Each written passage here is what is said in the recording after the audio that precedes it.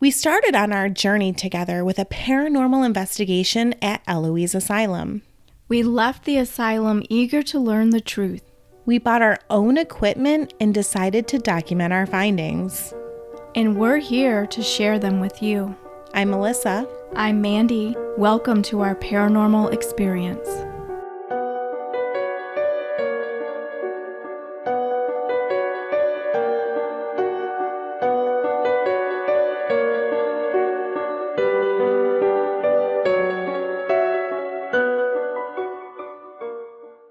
Hey everyone, welcome back. Hi. It's been a long time since we've recorded an episode, but we have visited a few different paranormal locations, and we will have a couple of episodes coming up. First we had Christmas, and then everybody's just been sick or had a pulled muscle in their back, or it's just been one thing after another. And I think a little bit of laziness. We have been a little bit lazy too. But we have been going on investigations, so we have a few different investigations to talk about. Those will be in different episodes. And we want to say thank you to all the new subscribers that we've gotten. I'm really shocked at how many subscribers that we have. It's just really awesome to know that that many people are interested in this type of thing. It is. Thank you. And we've also gotten quite a few comments from people. And I just want you to know that we absolutely love when people leave comments on our podcast. It really makes our day. Thank you so much. So the location that we're going to talk about today is the Willis Inn. And this is just a very small farmhouse located in Willis, Michigan. And I had never heard of it before I found the public paranormal investigation online and we bought tickets. We couldn't even buy tickets the traditional way, like it wasn't even on like Eventbrite, or maybe I did find it on Eventbrite, but we actually had to like PayPal them the money. It was very kind of like archaic. Yeah. It's funny to say that about like PayPal in that way, but normally you can just, go on Eventbrite, buy tickets. I feel like it was more of a personal thing rather than a business thing. Oh, that makes you know sense. what? I saw it on Facebook. That's where I saw it, on like some of the paranormal pages that I've joined. That's where I saw it. And so we bought our tickets via PayPal. And we were kind of nervous. We were like, maybe we're going to get there and they're not going to let us in, or they're not going to know who we are. But it was all very professional once we got there, and it was very nice. The history that I have for the farmhouse is the history that we received from the tour. This house, the Willis Inn, was built in 1856 and is believed to be the oldest house in Willis, Michigan. A lovely couple named Don and Sherry have bought the home, and they are using the money that, they get from these investigations and stuff that they're hosting. They are using that money to improve the home and turn it into a bed and breakfast. What they have done so far is really beautiful, and I honestly can't wait until it's a bed and breakfast and we're totally going to go stay there. What they have done was beautiful, and I can only imagine what they're going to keep doing to it as they continue. The first place that we went, as is usually the first place we go when we get to a paranormal investigation, was the bathroom. Yes. Because we've driven there and we have to go. Yeah, and it is such a unique bathroom. I mean, was it like the wallpaper in there looked like a wall of sunflowers, like you were in a field of sunflowers? Yes, it did. It looked like you were in a field of sunflowers on one wall, and then the other wall had like a barn. Yes. And like a field with a barn, and the linen closet looked like a little miniature outhouse inside the bathroom. It did. It was super cute. And what about the bathtub? It was impressive. Wasn't it a clawfoot bathtub? Like an old stool? But like coppery or metal looking. I don't have that great of a memory of the bathtub. What I noticed most was the sink, because it was like a barrel. Yes. It was just, it's really creative, really unique. They are really doing some great things to it. So an addition was put on the house in 1872, And there was a second addition put on the house in 1968. The Alders family were the first owners of the home. And then in the mid to late 1800s, the Finney family bought the house. And Mr. Finney did pass away in the home. The third owners of the home were the Marx brothers, who owned the Detroit Brewing Company. They believed that during Prohibition, when they had to close the Detroit Brewing Company, they may have manufactured their product in the house. And this is apparently, they thought that they did this because there's a train station very close by, which would have been a very convenient way for them to distribute their product.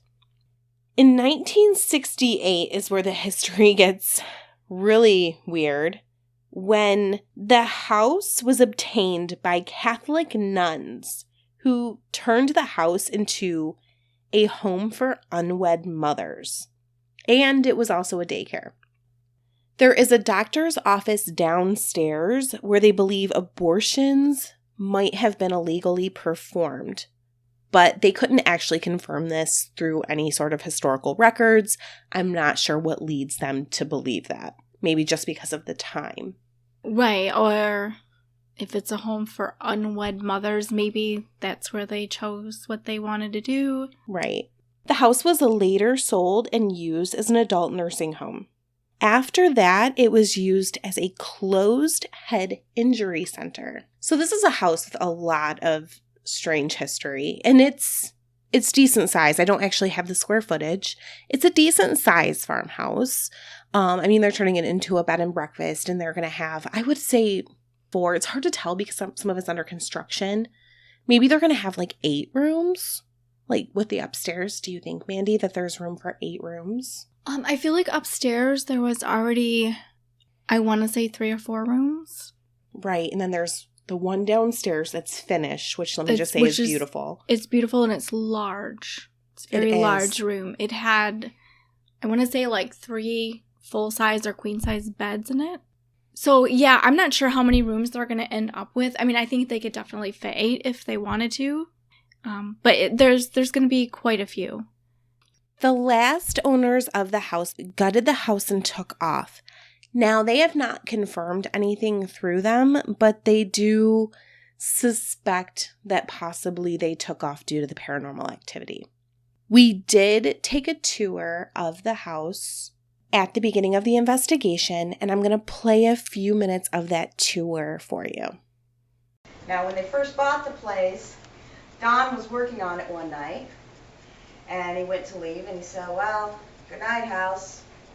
And he heard a male voice say goodnight. And then one day, Don and Sherry went into town, and the plumber came over. And the plumber opened up the door and heard a female voice say, "They're not here." And he came in and walked around the house and quickly realized there's nobody in the house. And he went out and waited in his car for them to come home. But those sort of things started happening, and they reached out to a friend of theirs, and people in the community were telling them that the house is haunted. It's been known to be haunted. So they reached out to a friend who knows us, and we have been investigating here ever since. Some of the things that have been reported around here, upstairs, there were 2 girls that would wake up floating above their bed. They told their dad didn't believe them, go back to bed. And then one day, Dad wakes up with his nose about this far from the ceiling. They moved out the next day. And Don has spoken to him, and he did not want to talk about the house, anything to do with it. Multiple people have seen the lady in blue. Don has seen her. A lot of people have seen her. When one of the residents, now this used to be 2 bedrooms here. Don and Sherry turned it into the kitchen. But this was 2 bedrooms, and when one of the residents' mothers would come to visit, she'd stay here in one of these bedrooms, and she always said she saw a lady in blue come get into bed with her at night.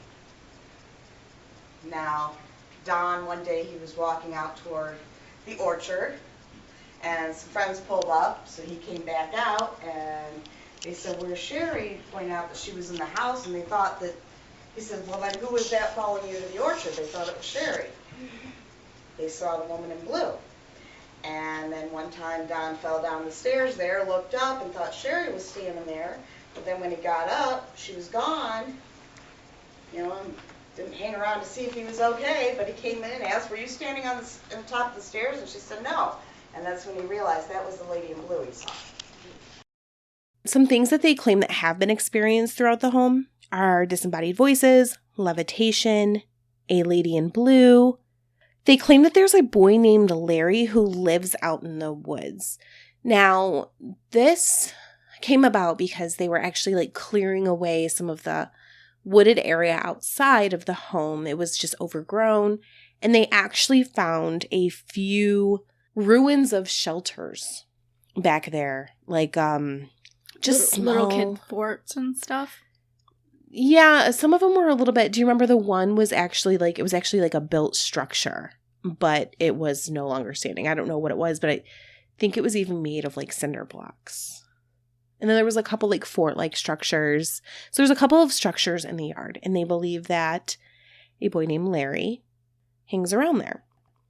They have tried to time Larry, as to when he was alive. And they claim that he recognizes the theme to Sesame Street, but not Barney. They believe that he passed away in the 1970s.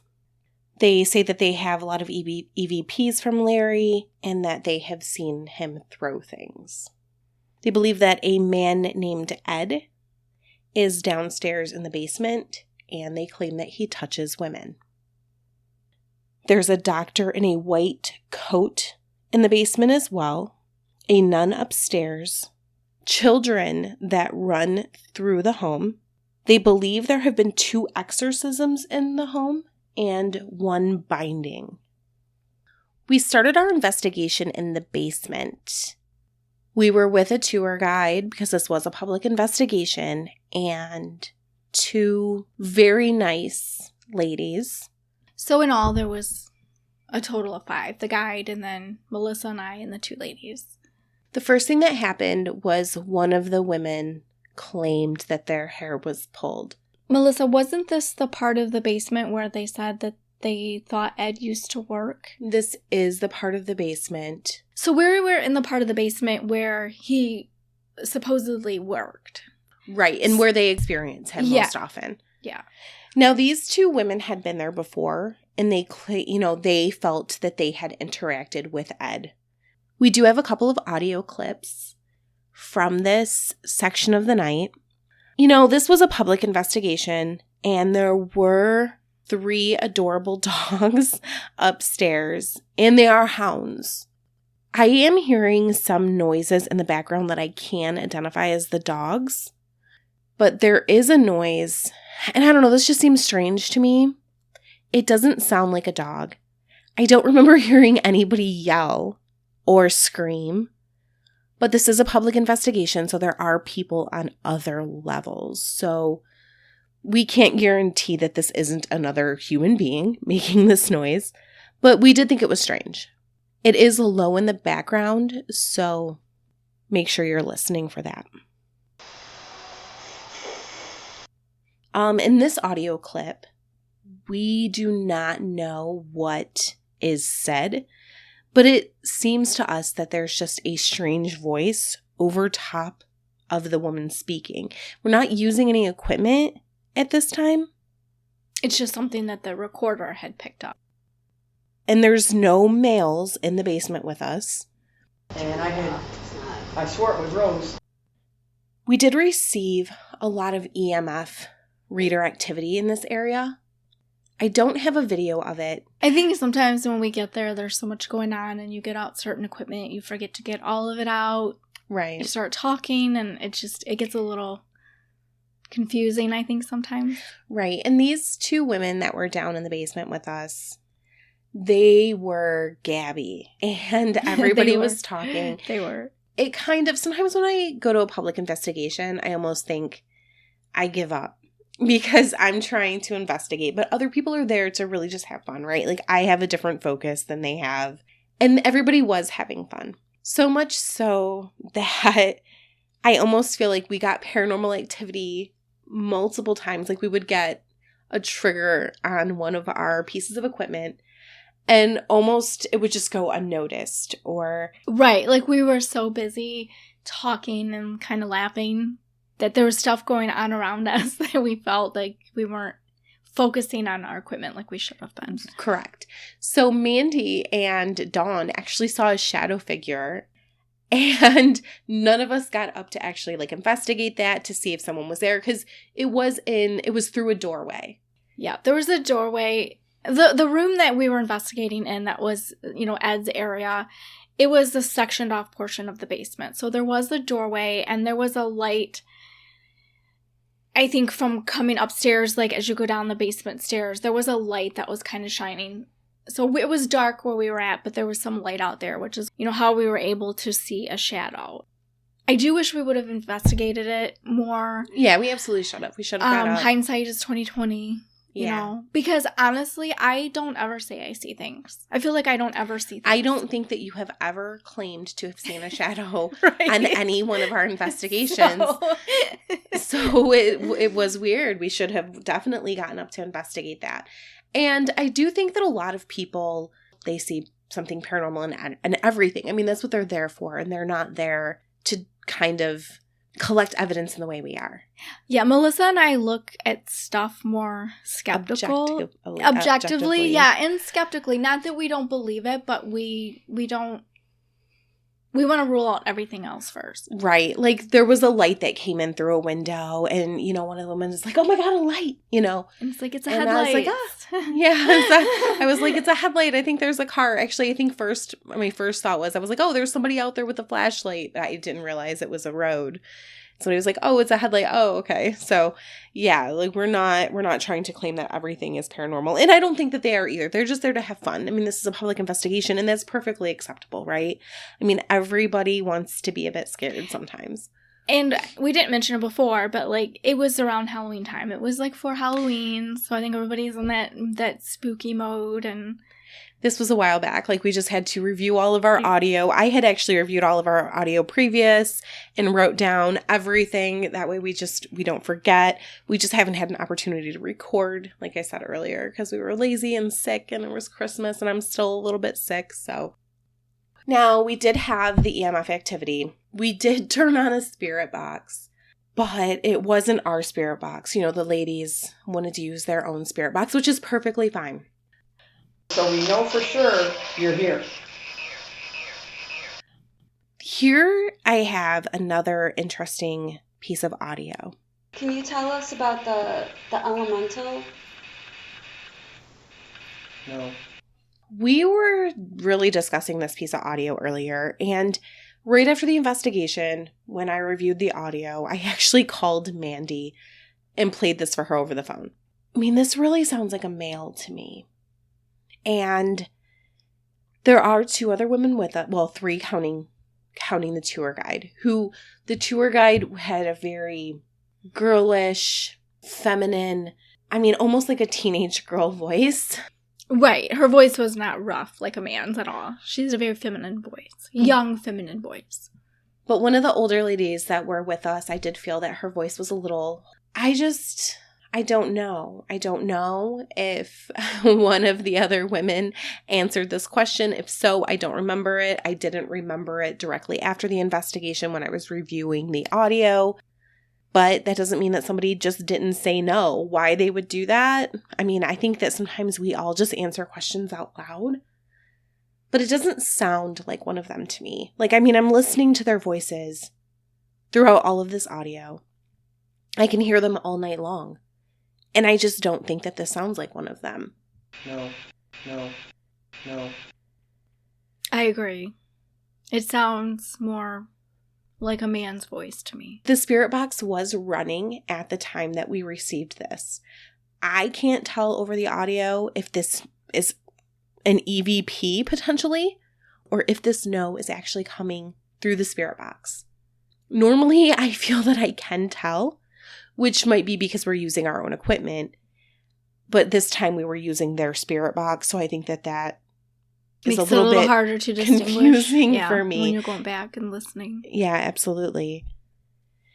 We tried doing an EVP session in this basement. We didn't receive anything back. And then it was time to pack up and go upstairs. That was one other thing about this investigation.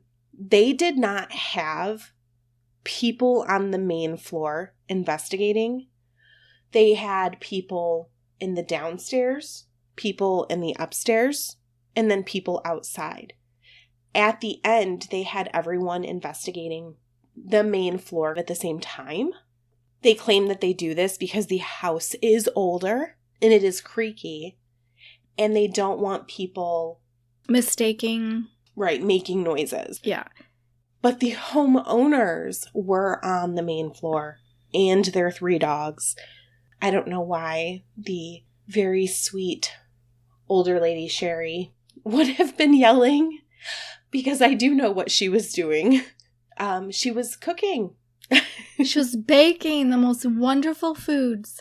And when we packed up and it was our turn to go upstairs, we got actually break time and we got to head up there and kind of chat with them, and it smelled so good. When we walked upstairs, it just smelled so good. So she made cinnamon rolls, like these really big cinnamon rolls with a good, like, ooey gooey frosting.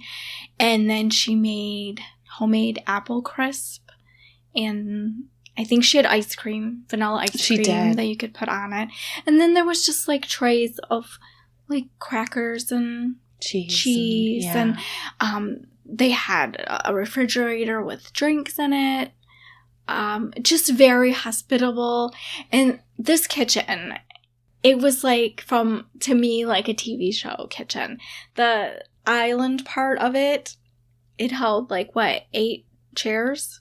Yeah, I'm not, something like that. It was huge. Because, like, normally people have 2 or 3, like, stools. This held, like, 8 stools. So that gives you an idea of, like, how big it was. And it was just, it was cozy, and they welcomed you into their home like you were family or something, and they sat down and they talked to you at the table. Melissa and I were kind of quiet around people we don't know, but we could have sat and talked to Sherry all night long. Yeah, like, I was so comfortable talking to her. She was telling me about different repairs they've made to the house and different deals they've gotten on different things, and it was just nice conversation. And normally when people stop me when I'm paranormal investigating, I'm so eager to get back to that, and I hate it. I did not want to go back to paranormal investigating. I was like, I could just sit here all night, like, eating snacks with Sherry and just talking. It was so nice. They're just such kind people. I am also a little bit crazy and would normally, I think, not eat at a stranger's house. And I was totally comfortable. Like, they just seem like such kind-hearted people. They were so delicious. Everything was so delicious. It felt like you were visiting your aunt's house, or, you know, like your aunt and uncle, or I wouldn't say they're old enough to be your grandma and grandpa, right? But like your aunt and uncle, like just some family that just welcomed you into their home and wanted to feed you. And we also did not pay a ton for this paranormal investigation. No. It was really reasonably priced. Normally, snacks and stuff like that aren't provided. And I mean, of course, they're not home cooked. I mean, and I'm not even like a cinnamon roll fan. And I ate that cinnamon roll and I was like, that was the best thing. Well, because when we left, she insisted on us taking food with us. Yes. It was really nice. Yeah, and I don't know what, but that cinnamon roll was good. It was so good. I was going to take it home for my kid. And she ate it in the car. I ate it. I was like, it smells so good. I can't not eat it. So if you are in Michigan and you have the chance to go on a paranormal investigation. Or when they have it done, just stay at the Willis Inn. Oh, yeah, absolutely.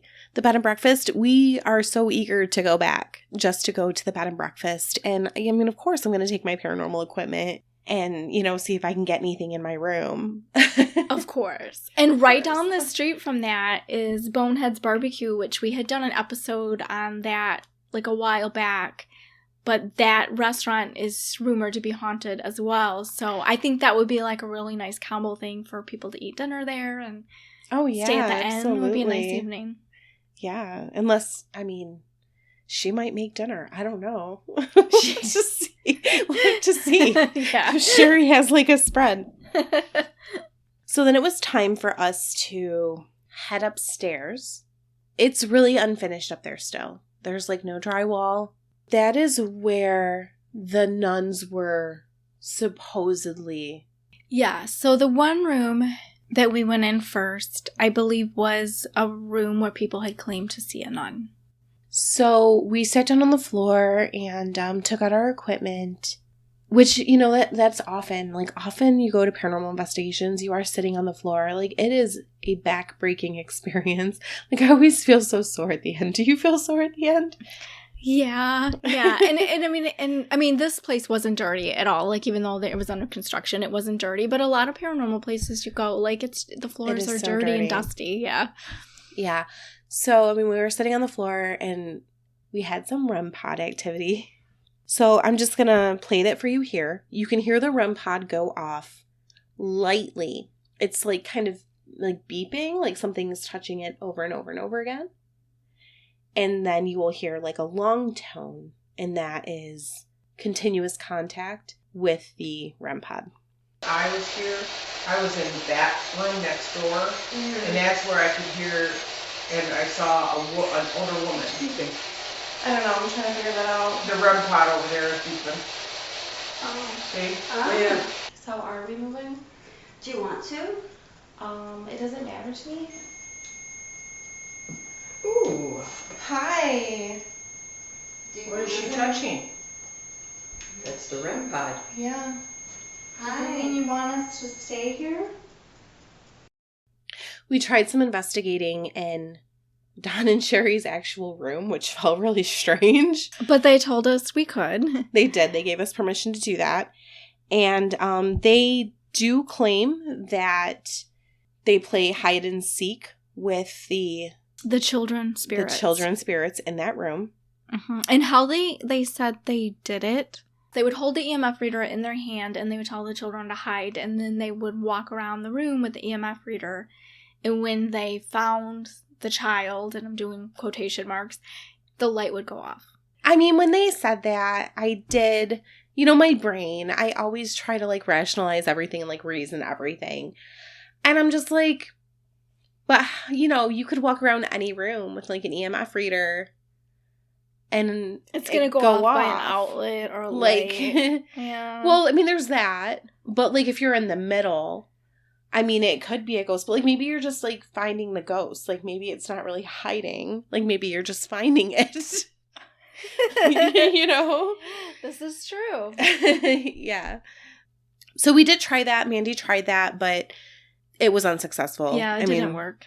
I mean, if they are getting that to work, I mean, Mandy was unable to get like random EMF spikes through the room. So maybe they are playing hide and seek. You know, I don't know. We did get EMF spikes on the bed. That is actually really common when we go on investigations. When we put an EMF reader on the bed, we get EMF spikes. Mm-hmm. But when we leave it anywhere else, it, you know, it doesn't just go off like that. I mean, the bed is a really common place for EMF spikes. For it some is, reason. and that's the thing. I can't figure it out because beds don't have anything electrical or, you know, there's no technology on a bed. Like, I could put it on the table next to the bed with a lamp, and I'm not going to get EMF spikes, you know? So that's kind of, it's strange. It's just strange.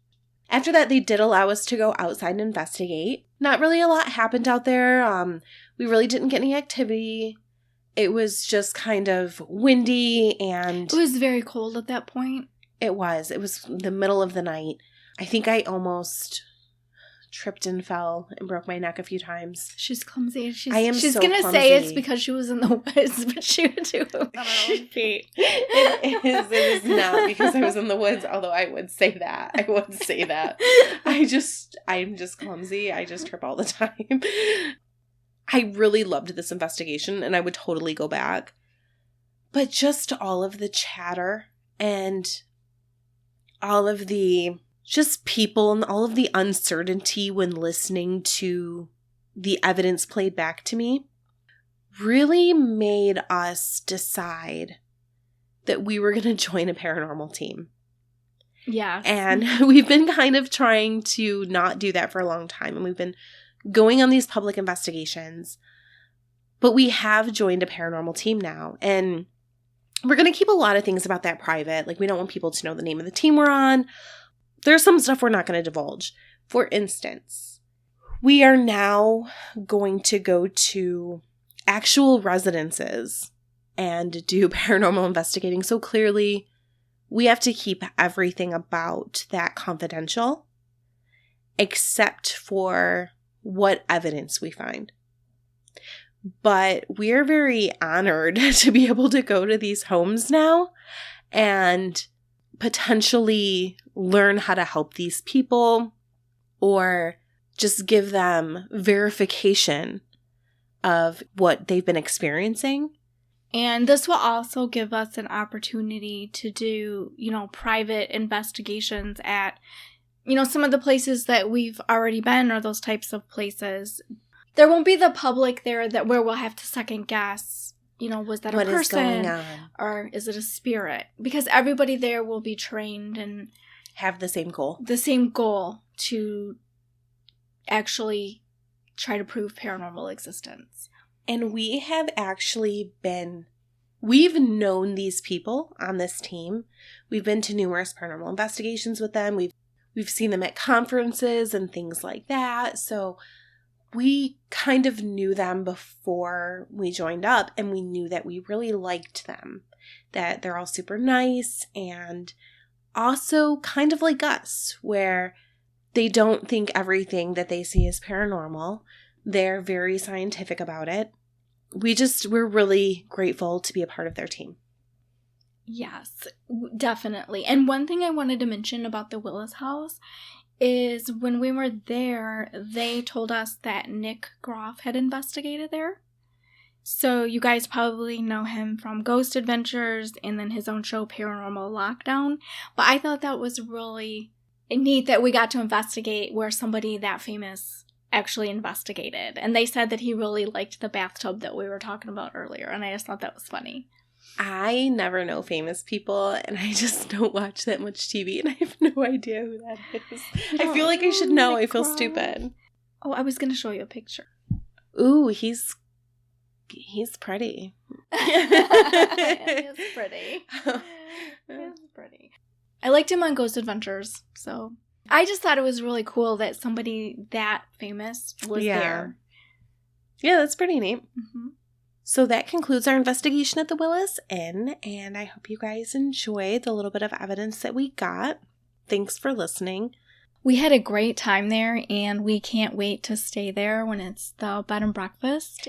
Yeah, highly recommended. 10 out of 10. If you guys are interested somewhere in Michigan, it's probably not ready yet. Just keep checking. I think they have a Facebook page. Thanks. Bye. Bye.